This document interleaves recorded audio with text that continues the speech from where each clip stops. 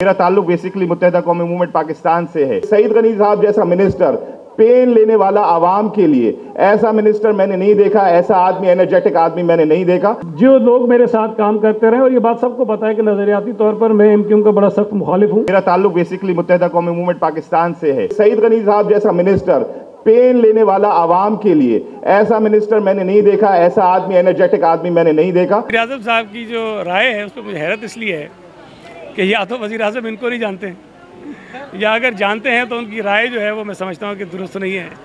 तो जिस शख्स को एमक्यूएम के लोगों के मुतल्लिक़ ये ना पता हो कि वो कितने नफीस हैं और उसका खुलकर इजहार करें, उन्हें अब पता चला है कि एमक्यूएम लोग कितने नफीस हैं, तो मैं समझता हूँ कि हमें परेशान होना चाहिए कि हमारा वज़ीर आज़म कितना गाफिल है। PCHS ब्लॉक 6 एक्सटेंशन के इलाका मकीनों की जानिब से मुनक्किदा तकरीब से खिताब और सहाफ़ियों से गुफ्तगू करते हुए वज़ीर बल्दियात सिंध सईद गनी ने कहा कि जिस शख्स को एमक्यूएम के लोगों का ये नहीं पता कि वो कितने नफीस हैं, उनको क्या कहा जाए। सईद गनी साहब जैसा मिनिस्टर, पेन लेने वाला आवाम के लिए, ऐसा मिनिस्टर मैंने नहीं देखा, ऐसा आदमी, एनर्जेटिक आदमी मैंने नहीं देखा। मैं ये चाहूंगा कि मेयर साहब वसीम अख्तर साहब के साथ मिलकर मिनिस्टर साहब और वसीम साहब इस कराची की हालत को बेहतर करें।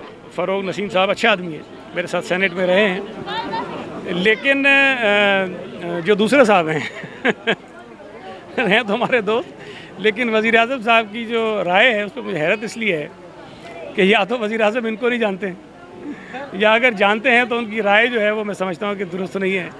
तो जिस शख्स को एमक्यूएम के लोगों के मुतल्लिक़ ये ना पता हो कि वो कितने नफीस हैं और उसका खुलकर इजहार करें, उन्हें अब पता चला है कि एमक्यूएम लोग कितने नफीस हैं, तो मैं समझता हूँ कि हमें परेशान होना चाहिए कि हमारा वज़ीर आज़म कितना गाफिल है कि उसको अपनी कैबिनेट के जो लोग हैं उनके मुतल्लिक़ भी सही से पता नहीं था और उन्हें अभी पता चला है कि वो बहुत ही नफीस लोग हैं। उन्होंने कहा कि मुराद अली शाह हमारे काबिल वज़ीर आला हैं। अगर मेरे आगे चॉइस रखी जाए कि वज़ीर आला सईद गनी को या मुराद अली शाह को बनाया जाए तो मैं हमेशा मुराद अली शाह को वोट दूंगा। जो आपके इशूज़ हैं इंशाअल्लाह ताला मैंने वो नोट भी किए और हल करेंगे। जहाँ तक सड़कों की आपने बात की, ये कुछ गलियाँ तो बनी हैं, लेकिन मैं आपको बताऊँ कि हम पहले ही एक टेंडर कर चुके हैं, KDA ने किया था, और उसमें PCHS की काफ़ी सारी गलियाँ हैं। उसमें कुछ इशूज़ थे, एक मरतबा कोर्ट ने वो कैंसिल किया टेंडर, वो दोबारा हमने करवाया है, और काफ़ी सारी गलियां में एग्जैक्टली नंबर तो नहीं बता सकता हूं आपको, लेकिन काफ़ी सारी गलियां PCHS की जो हम बनाने जा रहे हैं और इंशाल्लाह ताला जल्द उस पर काम शुरू कर देंगे। वज़ीर आला सूबे का होता है, शहर का नहीं होता है, और ये हक जो है वो पार्टी को होता है कि वो जिसको चाहे वज़ीर आला बनाए। और मैं ये बात अब तस्लीम करता हूँ कि मुराद अली शाह जो हैं वो मैं समझता हूँ कि हमारे इंतहाई काबिल तरीन चीफ मिनिस्टर हैं। अगर मैं आपको बता रहा हूँ, और मैं आपको बात ये 100% यकीन से हलफ से कह रहा हूँ कि अगर मेरे सामने मेरी पार्टी 2 चॉइसेस रखे कि चीफ मिनिस्टर किसको होना चाहिए, सईद गनी को या मुराद अली शाह को, तो मेरा वोट जो है वो मुराद अली शाह के साथ होगा।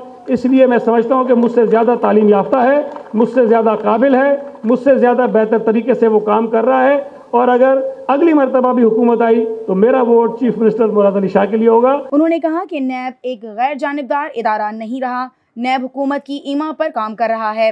कराची परवेज़ खटक, अलीमा खान और जहांगीर तरीन के असासे आमदन से जायद हैं। आसिफ जरदारी को गिरफ्तार करना चाहते हैं तो कोशिश कर लें। हम ये समझते हैं कि नैब को अगर अपने आप को गैर जानेदार साबित करना है, अलीमा खान को बुलाएं, जो एक नई रूबीना बाजी सुना है कि उनकी भी चीज़ें सामने आ रही हैं, उनको नोटिस भेजें, उनसे भी पूछें।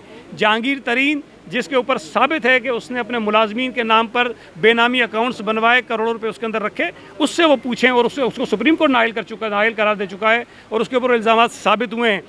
परवेज़ खटक साहब को गिरफ्तार नहीं किया जा रहा है, अपोजिशन की सर पे क्यों ये गिरफ्तारियों की तलवार जो है लटकती है। खुसरो बख्तियार जो इनके मिनिस्टर हैं, उनके मुतालिक बहुत सारी चीज़ें सामने आ रही हैं कि उनके असासे जो हैं वो बहुत बड़ी तादाद में उनमें इजाफा हुआ है।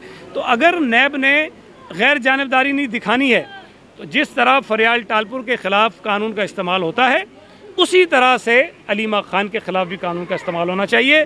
जिस तरह शर्जील मेमन के ख़िलाफ़ कानून का इस्तेमाल होता है, उसी तरह से जहांगीर तरीन के ख़िलाफ़ भी कानून का इस्तेमाल होना चाहिए। इमरान खान के ख़िलाफ़ अगर इल्ज़ामात हैं तो वो बख्शे जा रहे हैं, साफ़ किए जा रहे हैं, और बाकी लोगों के ख़िलाफ़ इल्ज़ामात तलाश किए जा रहे हैं। हलीम आदिल शेख के बयान से मुतालिक सवाल पर सईद गनी ने कहा कि कौन है हलीम आदिल शेख। हलीम आदिल शेख से पहले उसके अब्बा का नाम पूछ लें। कौन है हलीम आदिल शेख? पहले उससे अब्बा का नाम पूछ लो, फिर बताएंगे।